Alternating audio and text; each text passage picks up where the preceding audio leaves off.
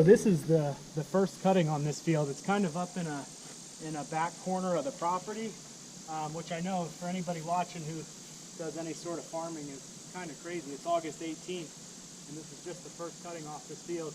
I wanted to stop here. This is one of the thinner parts of the field, and it actually looks pretty good. It's nice and thick. You might have noticed a lot of shadows in this field. I didn't start cutting this field until probably about an hour ago. It's a little after 4 o'clock now, till about 3 o'clock this afternoon. It was nice yesterday. We had a couple sprinkles in the afternoon, but then last night, right about midnight, it poured for about a half an hour, and we got about an inch of rain. So I wanted to wait, let the ground dry out a little bit, let the grass get as dry as it could. Today's Tuesday. I plan on baling this stuff. I knew it was a little bit thicker on Friday, so I'll give it 4 days this time. I'm not going to ted it today, being as late as it is, so I'll ted it twice tomorrow, twice on Thursday, and then rake it and bale it on Friday. The other field that I'm going to cut today is the smaller field that the house is in, or the house is going to be in, and that'll be the last time I get to cut that field. If you remember a couple videos ago when I fertilized, I did fertilize that field, so it grew up a little bit, good enough to cut, so I'm going to take one last cutting off of that before they come in with a bulldozer and excavator and kind of tear most of that field up. So we'll go down there, we'll cut that off, and then I'm kind of excited because I got a new tool to use tomorrow. So I'll show you that in the next video, but I'm really excited to use that. I haven't used it at all yet. So like I said, you'll see that in tomorrow's video, but for now, let's go take the second cutting off of that field where the house is going to go.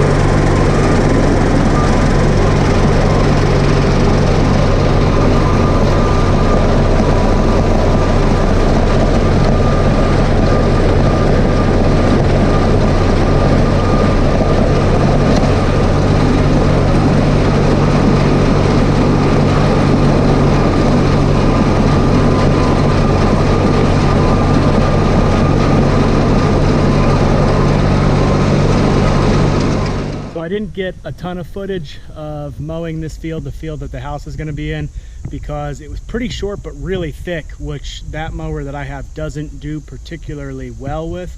Also, I had to stop a bunch of times. We have the 4 corners of the house staked out. I didn't want to lose those stakes, so I ended up just driving wooden stakes down flush with the ground, but then I painted them with marking paint just so I would know where they were. And then once I cut that, I got off the tractor again and then marked a bigger X where each of those 4 corners are. So that way, once I bale this hay on Friday, I can put those taller markers back in. That way we know exactly where the 4 corners of the house are measured out. It didn't come out too bad. I know the mower definitely missed a few spots. I won't be able to really see that though till I ted it and then especially rake it. But like I said, it wasn't too bad. It was shorter, but it was really thick. So this field in particular, I am not gonna miss mowing for hay once the house is here. It's triangular, it's small, it's got a steep hill right in the front, which is gonna be right in front of where the house is. The house is gonna be just on this side of the hill. So it's just kind of a weird shape. It's really small. It's difficult to mow efficiently, at least. So like I said, I'm not gonna miss mowing this field at all.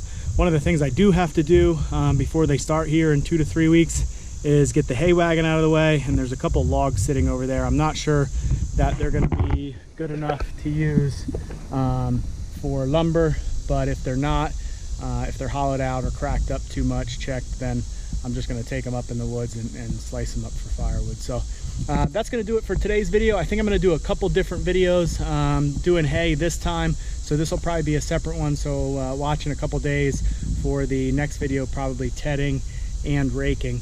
But thank you for watching today, and we'll see you on the next one. So I finished recording the video, finished cutting last night a little after 5 p.m. Went home, did a couple things there, checked the forecast before going to bed late last night. Still looked good for the next 4 days, all the way through Saturday. And I'm always really vigilant about checking that forecast before I cut, and then kind of throughout the drying process as well. Of course, things can always change, but I like there to be a 20% or less chance of rain. You know, and in the summertime, there's always pop-up showers, stuff like that. But normally we get pretty lucky. Well, I woke up this morning and the ground was wet. They weren't calling for any rain, daytime or evening until Sunday. And I woke up this morning, like I said, it was wet. I checked the forecast and it said between 8 a.m. and 10 a.m. they were calling for a 90% chance of showers. So I think we got somewhere between 1/4 and 1/2 inch. Unfortunately, it's already almost noon here and the sun just started coming out. It's been really cloudy all morning and cool. It hasn't even touched 70 degrees yet, and we're in the middle of August. So it's been really cool for this time of year. The hay is pretty wet. I'm thinking now that I may have to push baling back from Friday to Saturday. It is only Wednesday now, so there is still the chance that it could dry out sufficiently before Friday. As long as the sun comes out and beats good down on it really well today and we get a little bit of a breeze, I'm thinking maybe I can still bale it on Friday. But we're gonna have to see here. I'm gonna let some of this dry off a little bit more before I come out and ted it. So like I said, I'm still gonna make 2 videos. Just kind of wanted to share that with you in the end of the baling video, kind of show you where we're at on this cutting hay.